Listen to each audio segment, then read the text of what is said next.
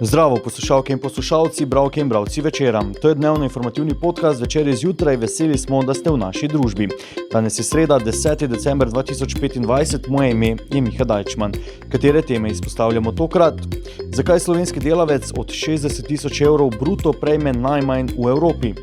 AJM v roke švedskega proizvajalca oken in vrat. Kdo je edina fizioterapeutka za živali v Mariboru in zakaj se je po študiju v tujini vrnila domov? Naročite se na podcast, da boste obveščeni ob izdaji naslednje epizode. Vse skozi smo z vami na večer.com.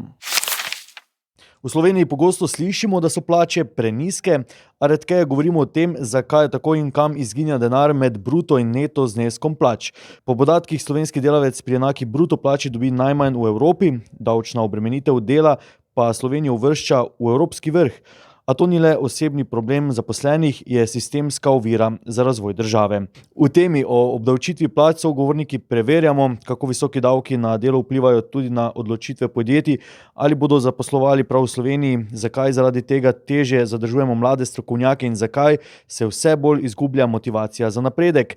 Govorimo o tem, ali danes davčna politika spodbuja ustvarjanje nove vrednosti ali jo zavira in zakaj razbremenitev dela ni ideološko vprašanje, temveč vprašanje konkurenčnosti in prihodnje blaginje. Z mano v studiu je kolega Mitja Sagaj, ki danes v Večeru piše o tem. Mitja, najprej, preden se lotiva resnih vprašanje, kako zelo se veseliš božičnice? Glej, nekaj veselja je, ampak bomo počakali, da bo na računu, tako bi rekli, ziharaši po mojem, tako da, pa ti? Zelo se veselim božičnice, hkrati pa imam zadaj v mislih vedno to, kaj pa to pomeni za tistega, ki bo moral izplačati božičnico, ampak mogoče o tem kdaj v naslednjih tednih. Gremo torej k resnim vprašanjem. Torej, Mitja, zakaj Slovenija pri enaki bruto plači izplača zaposlenemu najmanj v Evropi in zakaj ta razlika pomeni več kot le navidezno nepravičnost do delavcev? Ja, res je vse, kar praviš. Najprej morda opomba, recimo, da strokovnjaki predvsem opozarjajo, da ta meddržavna primerjava plač lahko zelo sporna in da nominalne primerjave lahko hitro vodijo v zavajajoče zaključke. To se moramo pač upoštevati. Je pa res seveda, da situacija v Sloveniji zmanjšuje privlačnost naše države za tuje investitorje, spodbuja selitev podjetij in tudi odhod mladih strokovnjakov v tujino, ker z nekaj številkami moram postreči, mogoče ni najbolj simpatično, ampak kljub temu za Slovenijo znaša skupni letni strošek delodajalca pri bruto plači 60.000 evrov, približno 73.000 evrov, dobrih 73.000 evrov, to je ta bruto, to vključuje bruto plačo in vse prispevke delodajalca. Zaposleni pa od tega prejme dobrih 35.000 evrov neto letno. Torej, to razmerje med stroškom delodajalca in neto plačo je približno 2,07 proti 1, kar pomeni, da mora delodajalec pri nas izplačati 2,07 evra za vsak evro neto plače zaposlenega. Mi seveda vidimo neto plače, ampak dejansko so naše plače bruto, s tem, da enega dela pač nikoli ne vidimo, ker ga odtegne že delodajalec. Zdaj v Sloveniji veljajo progresivne dohodninske stopnje, najvišje je 50% in relativno visoki socialni prispevki, kar se odraža v tem omenjenem razmerju. Z višanjem plač se to razmerje še nekoliko poveča, saj višje dohodke obremenjuje višja marginalna dohodnina, čeprav v primerjavi z nekaterimi drugimi državami to ni najbolj strmo v bistvu. Slovenija se pa z vsem tem uvršča v skupino držav, kjer ob višjih plačah stroškovno breme za delodajalca rahlo narašča, torej za visoko plačane kadre je to razmerje relativno manj ugodno kot pri nižjih plačah. Razlogi za to so kombinacija izjemno visokega davčnega primeža pri nas in ostre progresije pri obdavčitvi, kar smo omenili. Pragovi za višje davčne razrede so zelo nizki, prispevki pri nas pa nimajo niti zgornje omejitve, tako imenovane kapice, zato že srednje in višje plače postanejo močno obremenjene, kar pomeni, da delavec dobi bistveno manj od tega, kar podjetje zanj plača. In ja, kot si rekel, to ni zgolj občutek te krivice, da se nam godi krivica, da dobimo premalo, ampak to zelo vpliva na konkurenčnost gospodarstva, ker je delo pri nas predrago, zaposlovanje se upočasni in tudi napredovanje ni nagrajeno. Prav to me zanima, kako visoka obdavčitev dela vpliva na to, da tuja podjetja recimo pri nas redko odpirajo nova delovna mesta in zakaj Slovenija izgublja v tekmi za investicije s sosednjimi državami? Ja, lagali bi si, če bi rekli, da je tu kakršenkoli sentiment. Seveda tu investitorji lokacijo zbirajo zelo pragmatično, ne, njih zanima predvsem dvoje, ali imajo na voljo ustrezen kader in koliko bo podjetje ta kader na koncu stal. Tu seveda je treba omeniti, Slovenija ima znanje, nima pa konkurenčnih stroškov dela. Ne. In če mora delodajalec recimo za neto plačo 3.000 evrov plačati skoraj 6.000 evrov, tega stroška bruto, to je za njega strošek dela, seveda za nas je to bruto plača, pač izgublja Slovenija proti sosednjim državam, kjer je ta razkorak bistveno manjši in zato nove investicije odhajajo drugam, druge države. K nam pač pogosto kapital pride preko obstoječih podjetij, ker pride do prevzemov, bistveno manj ustvarjanja novih delovnih mest. Tako da, tu nas politika davčna izloča iz igre. Omenil si prevzem, danes v Večeru pišemo o prevzemu tujega investitorja, enega lokalnega, nam bližnjega podjetja AM, o tem v nadaljevanju podcasta. Zdaj pa še, kaj bi država morala narediti drugače? Smo v času pred volitvami, verjetno bo marsikaj na to temo tudi govora v naslednjih mesecih, marsikatera obljuba bo padla.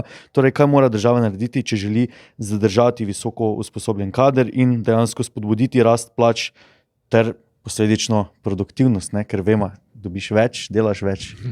Ja, to je neobhodno povezano z motivacijo, absolutno, ampak sporočilo je jasno, seveda država mora razbremeniti strošek dela, predvsem te srednje in višje plače, ker nastaja dodana vrednost, je treba razbremeniti, pa to je treba razumeti, da ne gre tukaj za darilo bogatim, ampak predvsem za investicijo v razvoj in konkurenčnost države.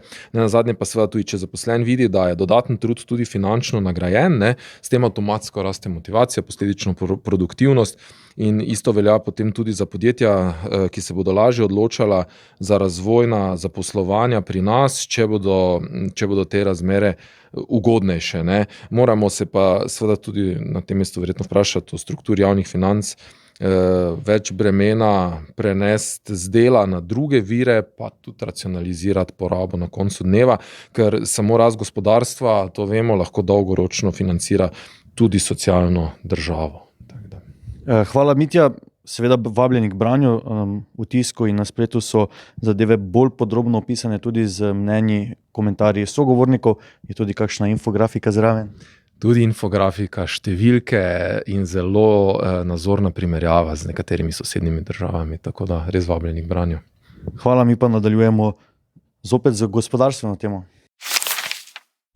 Po 2 letih iskanja primernega strateškega partnerja je družinsko podjetje AM, ki ga je ustanovil pokojni Janez Ajlec skupaj s soprogo Marijo Ajlec, ta je bila doslej večinska lastnica, kupilo švedsko podjetje Invido.